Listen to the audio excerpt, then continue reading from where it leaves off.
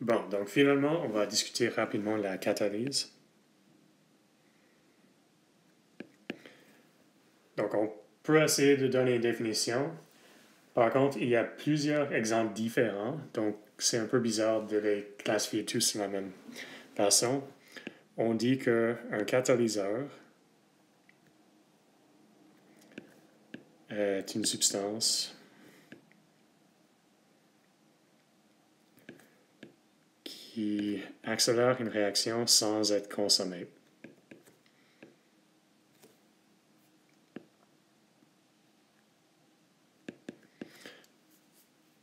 Donc, on va laisser la définition comme ça. Souvent, le catalyseur n'est pas consommé, mais ce n'est pas toujours le cas.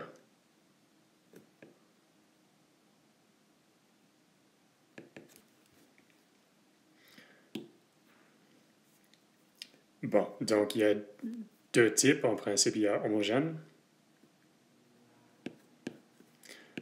Le catalyseur et le réactif sont dans la même phase.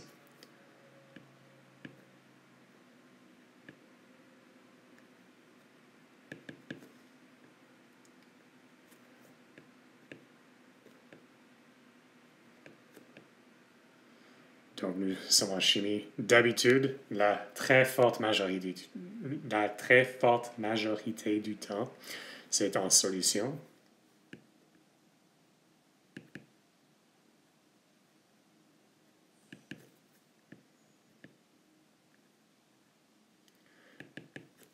Il y a des exemples en phase gazeuse.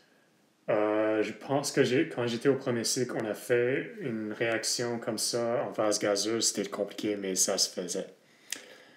Bon, donc homogène, le catalyseur et les réactifs sont dans la même phase.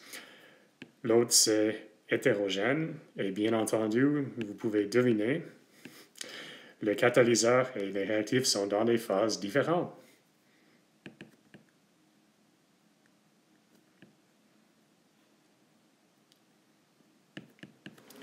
Là, il y a plusieurs exemples. Donc, vous allez faire cette réaction en chimie organique, je suis certain. Une réduction qui se passe sur une surface de soit platine ou palladium.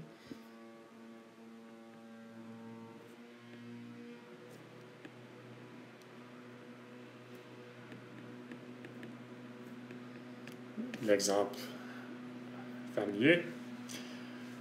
Donc, en gros, les catalyseurs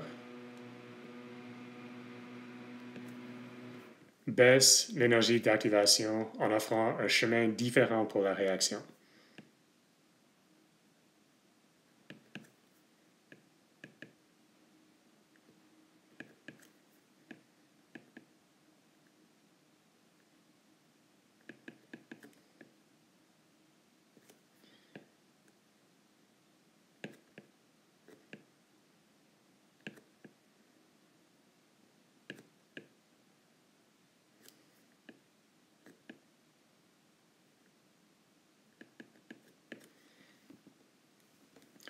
Donc, il y a plusieurs stratégies.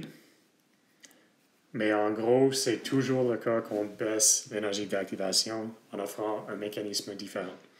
Donc, on peut stabiliser l'état de transition.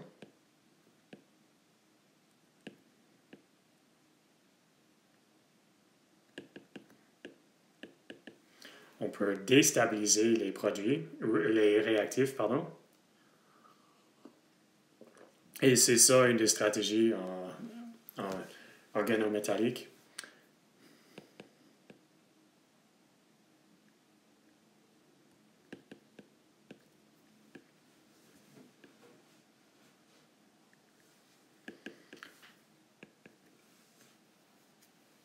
D'habitude, on le fait en gardant les réactifs en place.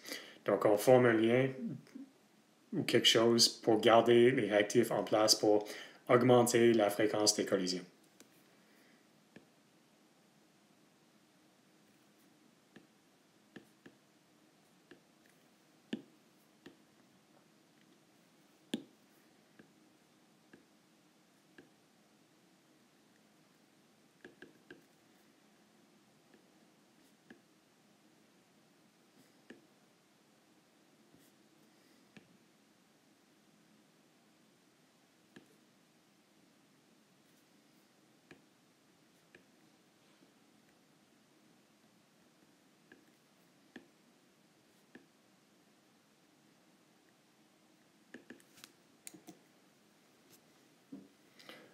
Donc, on a plusieurs exemples. Donc, un exemple qu'on voit en secondaire d'habitude, on a 2H2O2 qui devient 2H2O plus O2. Donc, c'est ça la réaction nette. Cette réaction est catalysée. La réaction singulière.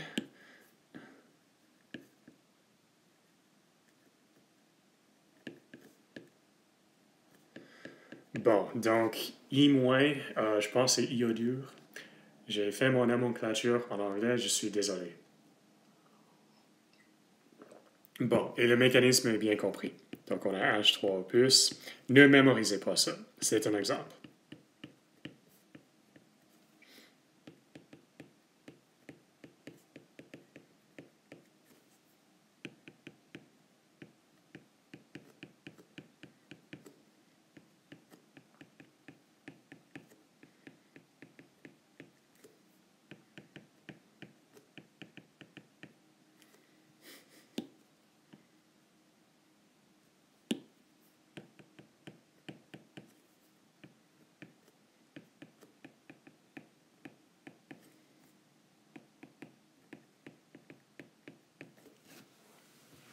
Donc, dans cet exemple, on a iodure qui est consommé puis est produit à la fin. Donc, en net, iodure n'est pas consommé ou produit.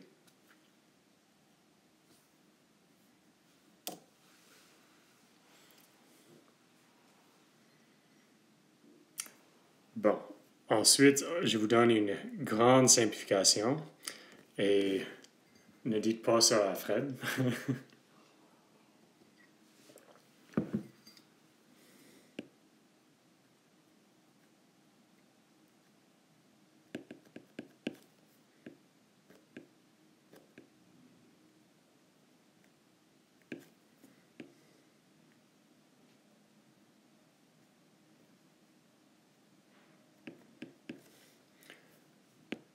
Donc, pour une réaction qui forme un lien XY,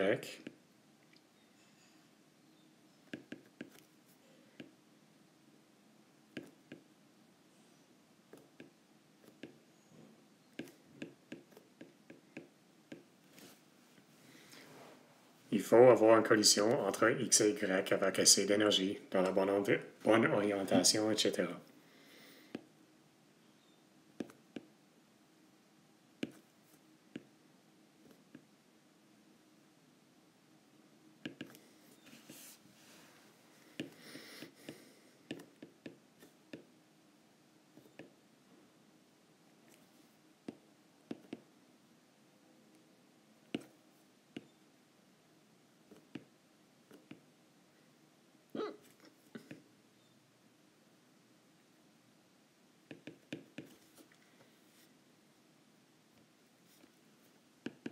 Un complexe de coordination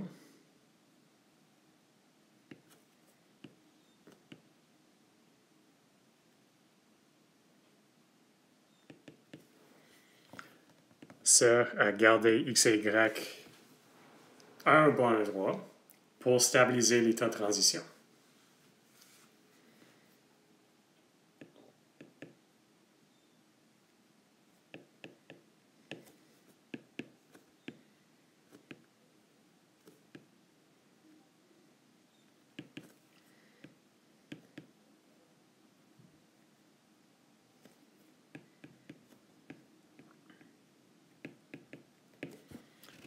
Bon, donc on peut faire un dessin sans catalyseur.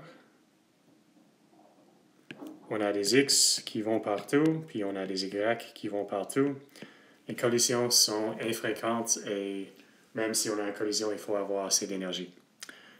Disons que, au lieu de ça, on a, disons, un métal qui fait une complexe de coordination entre X et Y.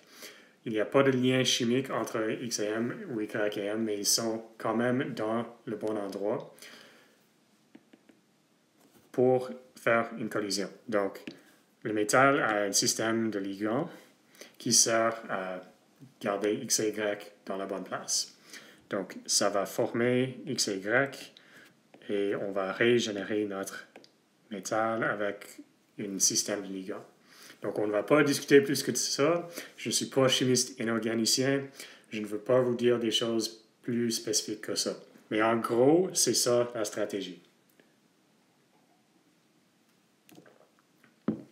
Bon, et l'exemple qui est omniprésent, c'est les enzymes.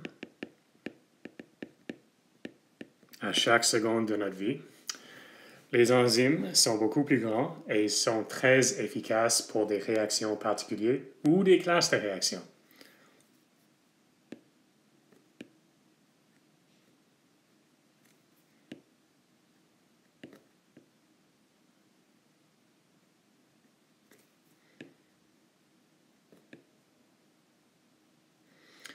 Donc, ils sont beaucoup plus grands en termes de taille, donc ils sont des gros molécules, et ils sont très efficaces. En général, je ne suis pas biochimiste non plus. Bon, donc on a un modèle qui s'appelle clé-serrure. C'est pas parfait comme nomenclature, mais ça vous donne l'idée. Le substrat, la chose qui va réagir. Donc, on l'appelle d'habitude le substrat, le réactif. Dans cette analogie, c'est le clé. Devient fixé dans le serrure.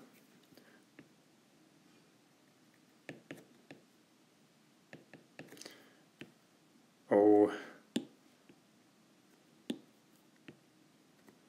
appelle le site actif de l'enzyme. Et dans l'analogie, c'est le serrure où la réaction se passe.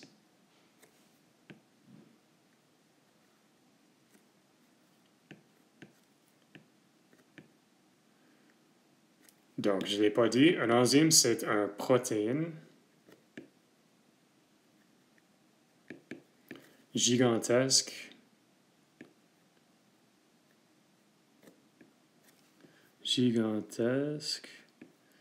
pliée en 3 dimensions. Donc, les molécules sont très grands. Le site actif, c'est là où les réactions se passent. Ils sont beaucoup plus petits que les protéines en général, que les enzymes en général. Les enzymes sont des suprastructures qui sont pliées pour former un site actif où les réactions se passent. Bon, le site actif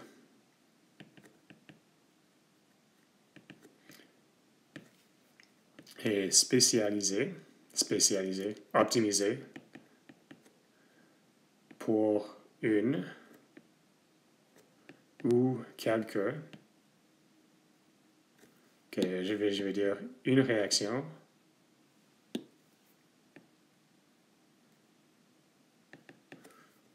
ou quelques réactions similaires.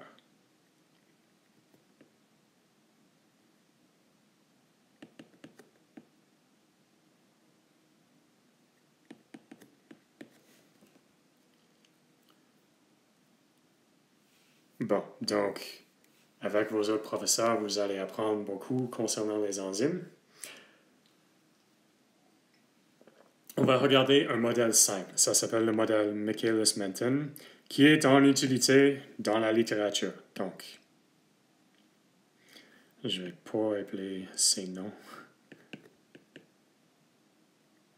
Donc, c'est un modèle d'un enzyme.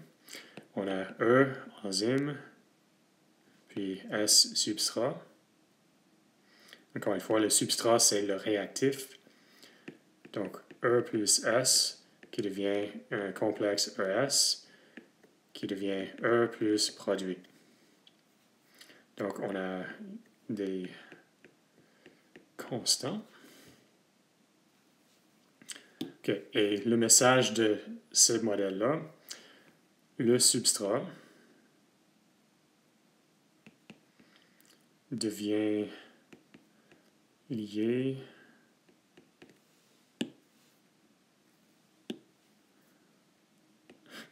à l'enzyme avant que la réaction se passe.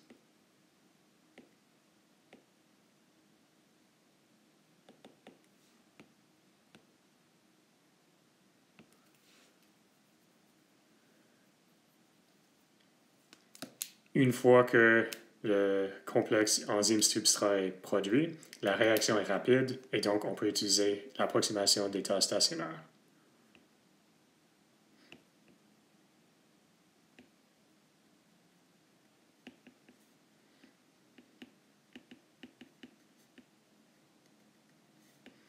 Pour la concentration enzyme-substrat.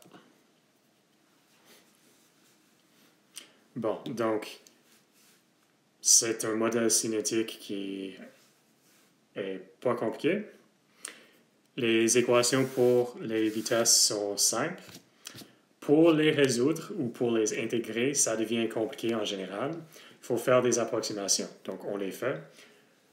Cependant, il y a un traitement exact qui est vraiment compliqué qu'on ne verra pas. Ça m'intéressait au passé, mais c'est trop pour ce cours. Ça implique des fonctions spéciales, on oublie ça. Bon, donc, pour le complexe enzyme-substrat, c'est créé par la première réaction, c'est détruit par l'inverse, puis c'est détruit par un troisième. OK? Et notre approximation, c'est que le taux de formation de disparition de ES est de 0. Donc, on résout.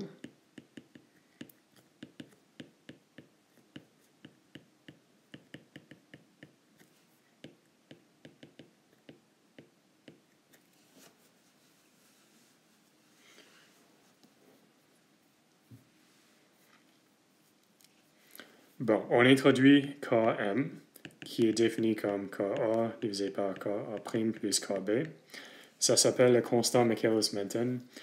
Si on réarrange notre équation en haut, ça nous dit que Km, c'est ES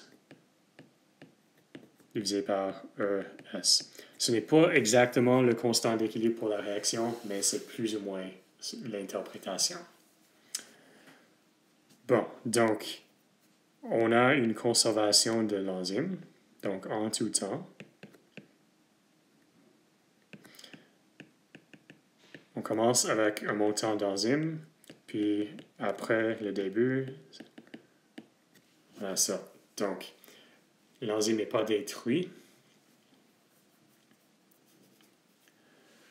Puis là, on a une approximation. Souvent, on a un grand excès du substrat.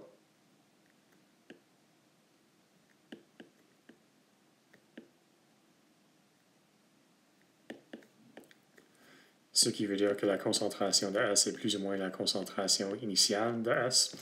Pourquoi est-ce que ça fait du sens? L'enzyme est un catalyseur, il est vraiment peu présent, mais on a beaucoup de réactions à faire, on a beaucoup de substrats. Chaque enzyme peut effectuer plusieurs réactions, donc la concentration de l'enzyme est très très faible comparée à la concentration du substrat. Donc, on dit que la concentration du substrat est en grand excès. Donc,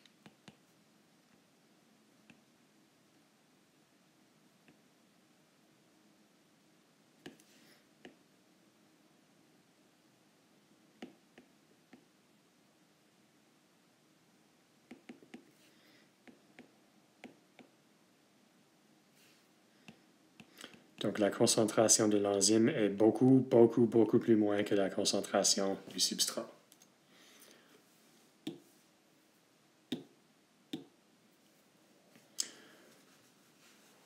Bon, donc là, on va réarranger l'équation en utilisant ces approximations.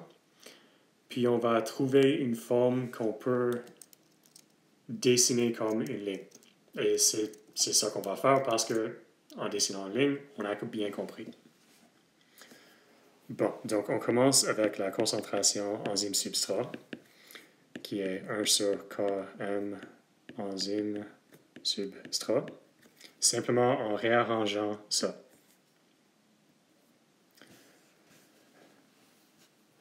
Bon. Là, on veut utiliser les concentrations initiales parce qu'ils ne changent pas.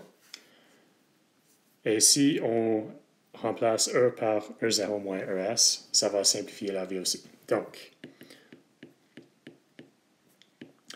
on a dit que E0 c'était E plus ES, donc on remplace E par E0 moins ES.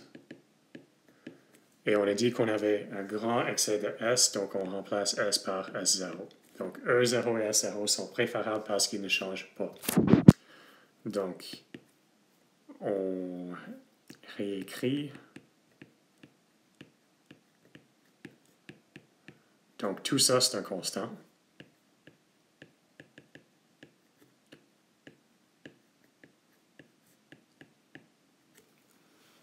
OK, et là, on veut isoler ES. Donc, ES plus ES S0 quand même.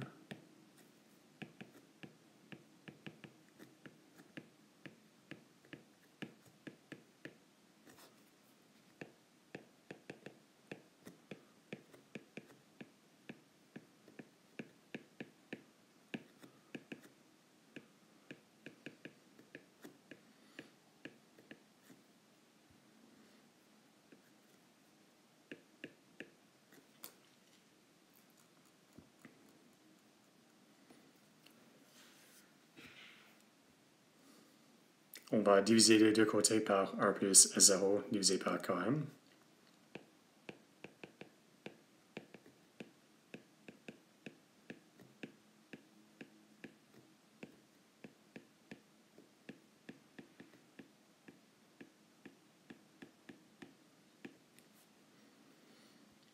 OK. Là, on met le Km à l'intérieur, donc on aura Km plus S0.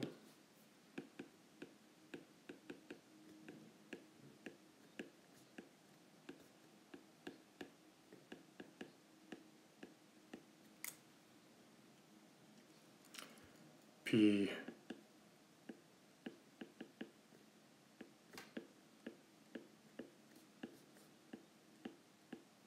on factorise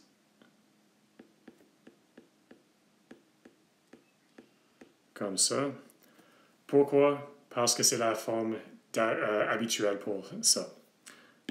Donc, ça va simplifier. Puis, ça nous amène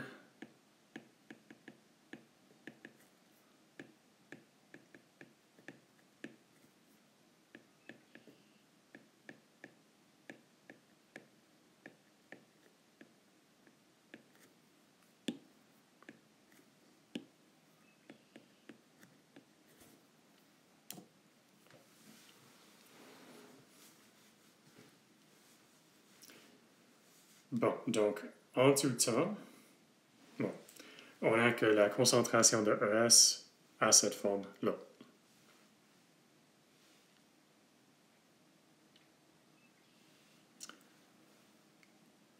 Bon, donc la vitesse de réaction, définie comme la formation des produits, vient seulement de la dernière réaction. Et là, on vient d'écrire ES, donc c'est KB fois E0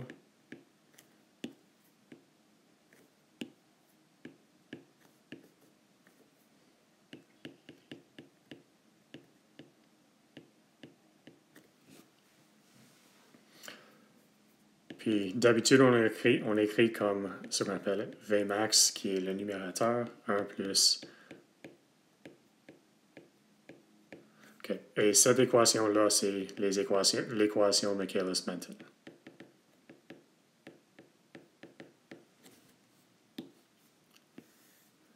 OK. Donc, on va regarder des cas particuliers.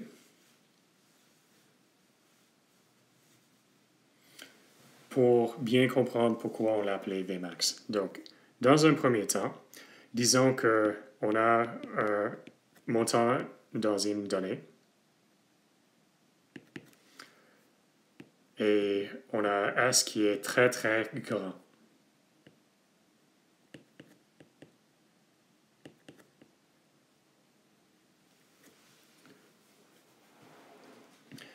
Donc, dans ce cas, on a S qui est très très grand, donc on dit que S est beaucoup plus grand que Km, qui veut dire que Km divisé par S est 0. Donc 1 plus Km divisé par S est 1. Donc V devient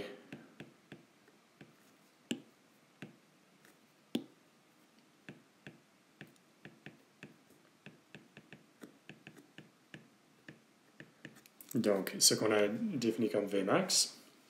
C'est quoi l'interprétation? Quand la concentration de S est très très grande, la vitesse devient indépendante de cette valeur, comme on voit, et tend vers une vitesse maximale. Donc, la vitesse est indépendante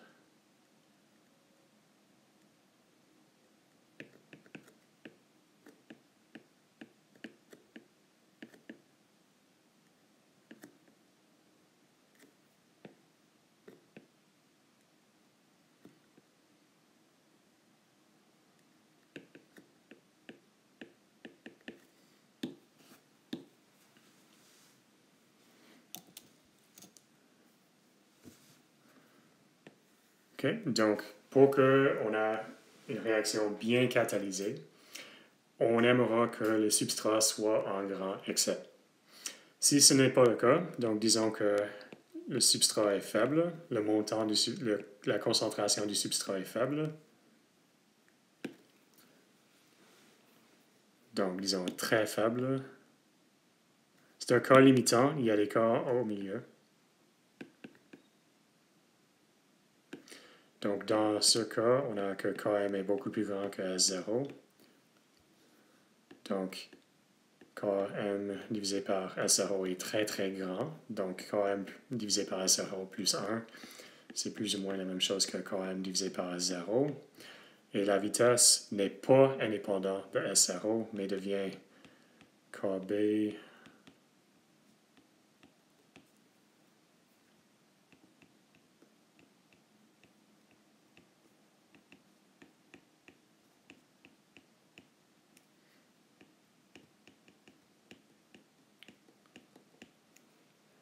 Bon, donc, si la concentration de S est très très faible, c'est ça qui arrive.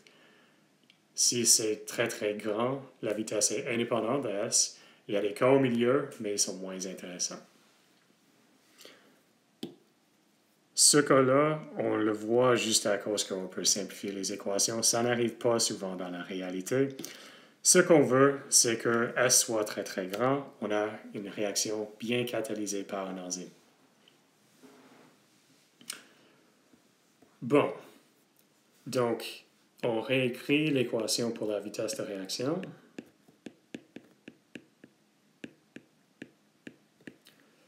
Donc, Km, c'est un constant. Vmax, en principe, c'est un constant. V, la vitesse de réaction, c'est le variable dépendant. Et la variable qu'on peut changer, c'est la concentration initiale de S. Donc, si on veut voir V comme fonction de S,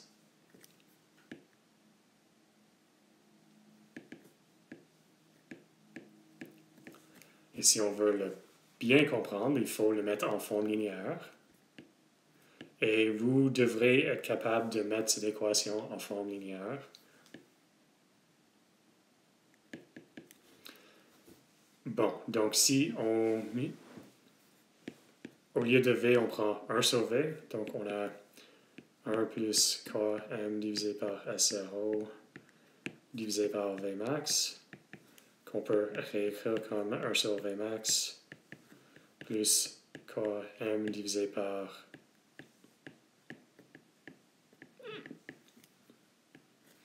Bon, Vmax et Km sont des constants.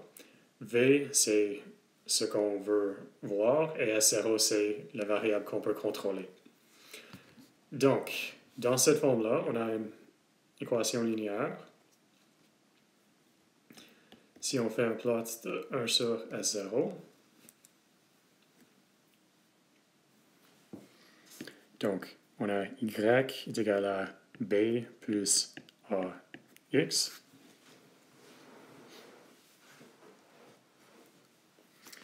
Donc l'axe des X, c'est quoi? 0. L'axe Y, c'est 1 sur V. L'ordonnée à l'origine, c'est 1 sur V max.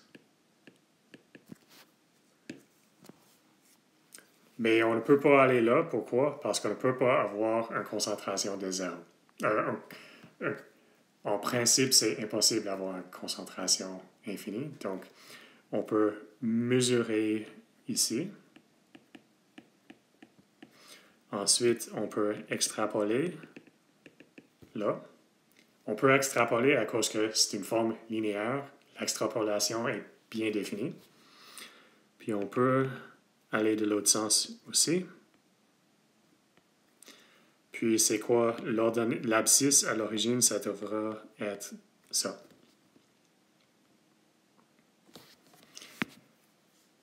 Pour trouver ça, c'est la valeur où laquelle 1 sur V est égal à 0. Puis vous résoudre pour 1 sur S0. Puis vous trouverez que c'est moins 1 sur Km. Bon, donc un plot comme ça, c'est linéaire et toute l'information est là. La pente, c'est Km divisé par V max.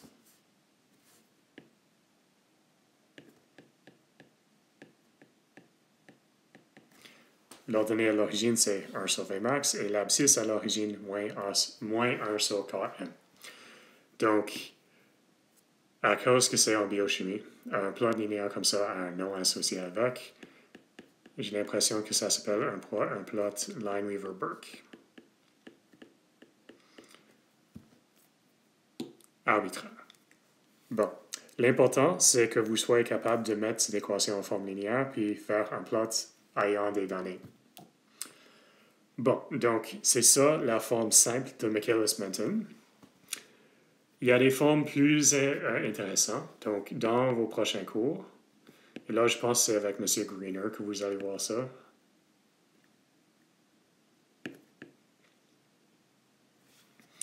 Donc, on a la version simple, où on a enzyme plus substrat en équilibre avec enzyme substrat qui devient les produits, enzyme plus produit. Donc, si c'est tout ce qui se passe, on a ce qu'on a vu. Disons qu'on a des autres choses qui peuvent arriver. Donc, on vous donne quelque chose de différent, qui est un inhibiteur, en anglais, inhibitor, en français, je ne sais pas. Quelque chose qui forme aussi un complexe avec l'enzyme, qui empêche la formation de le complexe enzyme-substrat. Donc, on appelle ça inhibition compétitive. Pourquoi compétitive? Parce qu'il y a une compétition entre I et S pour former le complexe. Donc, avec ce type d'inhibition, les équations Michaelis-Menten seront modifiées, mais les formes sont similaires, mais avec des interprétations un peu différentes. Bon, aussi, on peut avoir ce qu'on appelle, on peut avoir quelque chose, un autre inhibiteur, qui forme un complexe avec le complexe enzyme-substrat, qui ne forme pas un complexe. Elle modifie le complexe enzyme-substrat pour désactiver la réaction. On appelle ça inhibition incompétitive parce qu'on forme toujours le complexe enzyme-substrat qui sera modifié par quelque chose d'autre pour empêcher la réaction.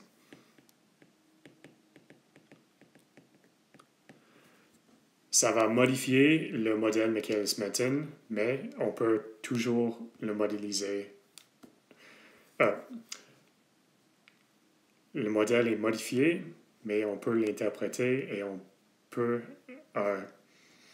faire des plots puis comprendre tout ce qui se passe. Bon, donc c'est la fin de la matière que je vais présenter cette année. Je vais faire 2 petits modules de plus, une qui sera une révision de la cinétique, puis une deuxième pour vous donner des indices pour le devoir.